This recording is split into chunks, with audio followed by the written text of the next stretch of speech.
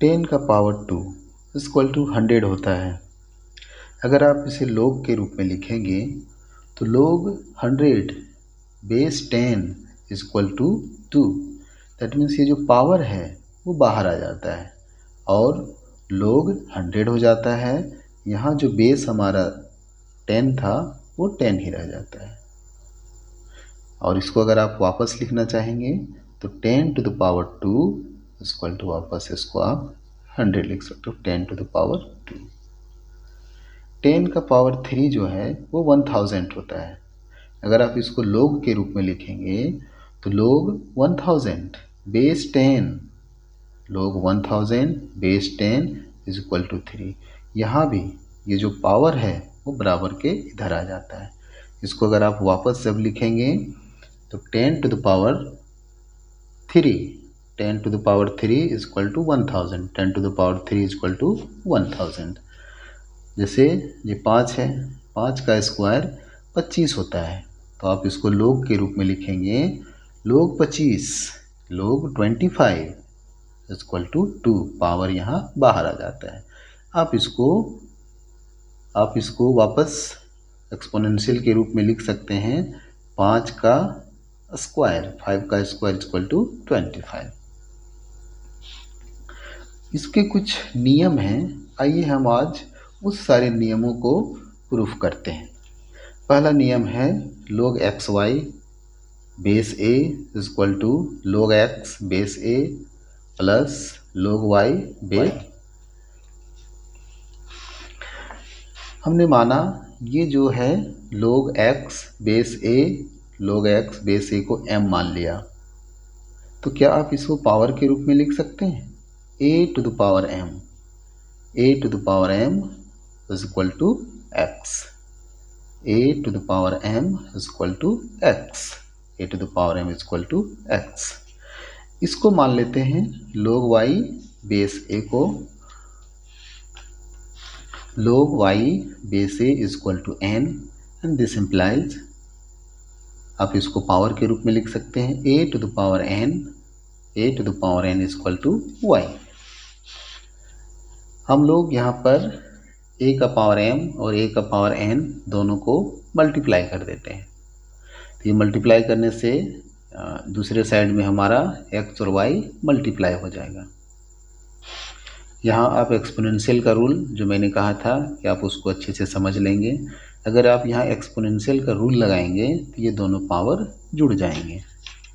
तो हमारे पास हो चुका है a to the power m plus n equal to x into y. क्या आप इसको log के रूप में लिख सकते हैं? बहुत ही आसानी से log xy base a log xy base a equal to m plus n। ये जो पावर है वो बाहर आ जाता है जैसा कि मैंने पहले ही कहा था। और इस तरह से ये हो गया log xy base a equal to, हमने m और n का मान यहाँ से रख दिया। m का मान इतना था और ये n का मान इतना था। ये हमारा इस तरह से ये पहला प्रूफ हो जाता है। ये log का पहला नियम है। log का जो दूसरा नियम है log x by y base a equal to log x base a minus log y base a। ठीक उसी प्रकार से हम लोग इसको भी प्रूफ कर सकते हैं log x base a। That means इस पोर्शन को हमने m मान लिया। m मानने से हम लोग इसको पावर के रूप में लिख सकते हैं a to the power m equal to x। दूसरे वाले को भी हमने n मान लिया और n मानने से log y base a equal to n, इसको पावर के रूप में लिखेंगे a to the power n equal to y। अब इस दोनों को हम लोग आपस में डिवाइड कर देंगे। इस दोनों को जैसे ही डिवाइड करेंगे हमारा a to the power m और a to the power n equal to x by y हो जाएगा। फिर घातांक का रूल लगाएंगे तो ये पावर क्या होता है, घट जाएगा। a to the power m minus n equal to x by y. फिर इसको वापस log के रूप में जब लिखना चाहेंगे तो log x by y base a equal to m minus n। मैंने कहा था पहले भी कि जो पावर होता है वो बाहर हो जाता है, बेस के जगह बेस ही होता है, और यहाँ वाला वैल्यू log का वैल्यू होता है। फिर हम लोगों ने इसको पहले भी कहा था, और ये log x by y base a, m और n का वैल्यू आप यहाँ पर वापस रख देंगे, तो ये हमारा जो दूसरा नियम है बहुत ही आसानी तरीके से प्रूफ हो जाता है। का तीसरा नियम है log x to the power n base a equal to n into log x base a। आइए इस नियम को प्रूफ करते हैं। हम लोग LHS को मान लेते हैं कि log x to the power n base a equal to k। तो बेस जो है इसको हम लोग फिर से वापस पावर के रूप में लिख सकते हैं, a to the power k equal to x to the power n। a to the power k equal to x to the power n, जैसा कि हमने 10 का पावर 2 में बताया था। और ये जो वैल्यू है यहाँ a to the power k equal to x to the power n।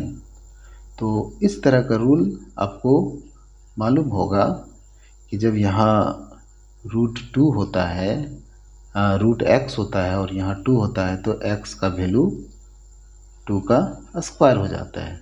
तो आप इसके बारे में भी जानते होंगे, इसका मीनिंग होता है x to the power 1/2 equal to 2। तो ये जो 1/2 है जब इक्वल टू के इधर जाता है तो ये रिसिप्रोकल हो जाता है, व्युत्क्रम हो जाता है। 1/2 लिखा हुआ है तो यहाँ हो जाएगा 2/1, दैट मीन्स 2 का पावर 2 इक्वल टू 4, सेम इसके जैसा। तो यहाँ पर भी कुछ ऐसा ही हुआ है। यहाँ पर x to the power n है, तो n जब इस साइड में जाएगा तो वो रिसिप्रोकल में चला जाएगा, k बाई k के साथ k बाई n में आ जाएगा, इसी के जैसा, इक्वल टू x। और जब आप इसको वापस log के रूप में लिखेंगे तो ये हमारा हो जाएगा log x base a equal to k by n। और फिर इसको थोड़ा सा आगे प्रोसेस करेंगे। n यहाँ हमारा डिवीजन में है, साइड ले जाएंगे तो ये मल्टीप्लिकेशन में आ गया, n into log x base a equal to k और n log x base a equal to k का मान हम लोग यहाँ से वापस रख देंगे। ये हमारा तीसरा भी नियम प्रूफ हो जाता है। आइए हम लोग अब देखते हैं चौथे नियम के बारे में। चौथा जो नियम है ये है बेस चेंज रूल, इसको कहा जाता है।